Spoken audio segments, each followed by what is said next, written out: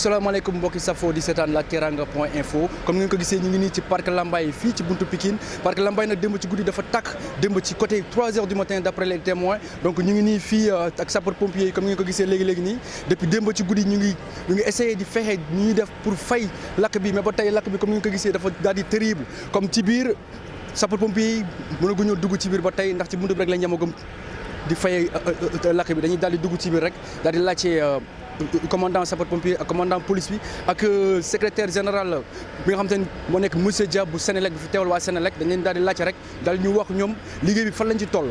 Sénélec, secrétaire général. Monsieur Dia, donc depuis ce matin nous avons constaté une coupure d'électricité au niveau de Dakar due à l'incendie au niveau ici. Quelle est la situation actuelle et pourquoi également cette coupure?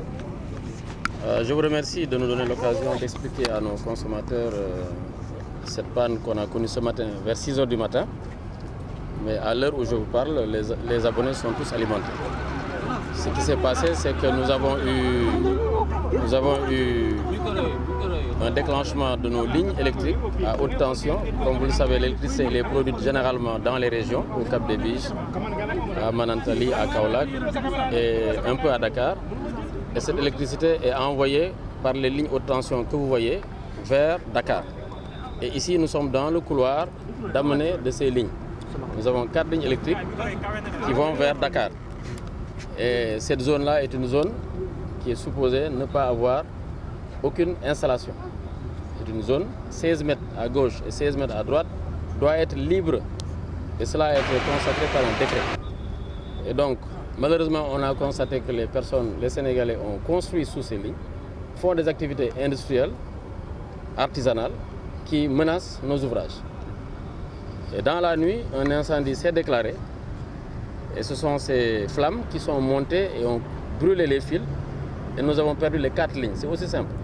Donc c'est donc une zone à problème pour la Sénélec? Depuis toujours, c'est la 3e fois que ça se passe. La dernière fois c'était en 2010, nous avions fait un reportage avec les télévisions de la même façon et nous avions appelé à faire déguerpir. Aujourd'hui c'est un problème très sérieux parce que c'est ici que se passe le transfert de l'électricité.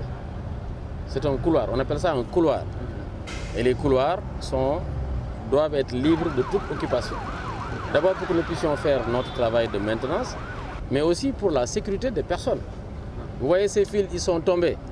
S'ils étaient tombés sous tension sur des personnes, on aurait parlé de dizaines, voire des centaines de morts. Et aujourd'hui, notre système électrique est menacé, voilà plusieurs années. Il faut que les Sénégalais le comprennent. Est-ce qu'aujourd'hui, avec ce que vous avez fait ici, Dakar ne risque pas d'avoir des problèmes de fourniture d'électricité aujourd'hui? Avec ce que nous avons perdu, il y a une grande quantité de consommateurs qui seront normalement privés d'électricité si nous n'arrivons pas à réparer d'ici la nuit. Et réparer d'ici la nuit, il faut d'abord que l'incendie soit éteint. Pour que nos équipes puissent tirer les lignes, réparer ce qui est réparable, récupérer une partie des 4 lignes. Mais aujourd'hui, vous avez 4 lignes qui sont par terre. Donc une 3e récidive aussi au niveau de la zone, comme vous l'avez dit, par rapport à ces incendies.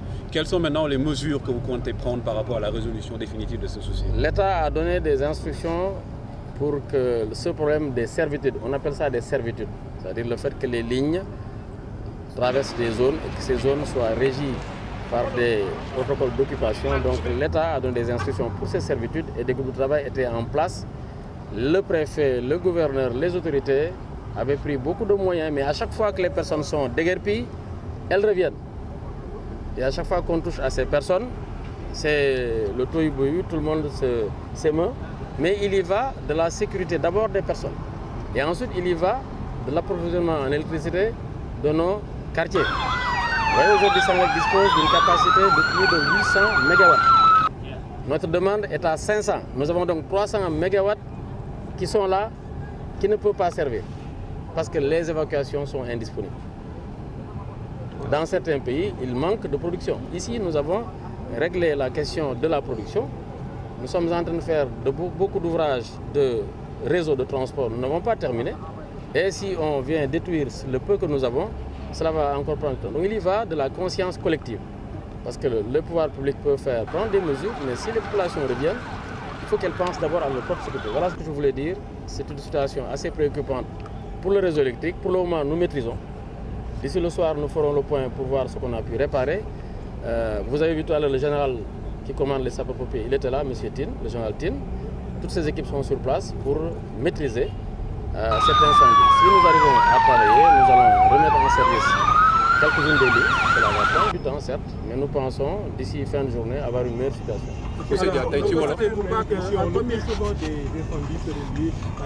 Aux consommateurs, c'est que l'électricité rebouillie a des règles. Vous ne pouvez pas consommer l'électricité si vous n'êtes pas un abonné régulier de la Sénélec. Et pour être un abonné régulier, vous devez faire une installation intérieure qui répond aux normes et qui est approuvée par Sénélec. Si par contre vous faites alimenter de façon frauduleuse par des tiers, non seulement vous faites de la fraude, donc vous volez la collectivité, mais en plus vous exposez votre installation et vos voisins. Et vous vous exposez aussi le pays tout entier. Notre pays dispose désormais d'une réglementation en matière d'installation électrique avec la société Prokelec qui va bientôt démarrer ses activités avec le décret qui a été pris pour que toutes les installations soient rendues conformes. Mais avant tout, ce sont les citoyens eux-mêmes qui doivent se soucier de leur sécurité. De ne pas acheter du matériel qui est de mauvaise qualité, mais surtout de passer par la Sénélec pour avoir un abonnement régulier. Ce qui se passe là, c'est simplement dû certainement à un incendie, on ne sait pas quelle est l'origine, mais dans tous les cas, ce qu'on viole en premier lieu, ce sont les servitudes qui sont violées. C'est ce que je peux retenir ici. Et on est ici dans la circulation, les gens sont en danger, le trafic est bouché et aujourd'hui, Sénélec, pour vous satisfaire actuellement, est en train d'utiliser des unités de production beaucoup plus chères et donc nous sommes en train de dépenser beaucoup d'argent alors qu'on a des machines qui sont à l'arrêt.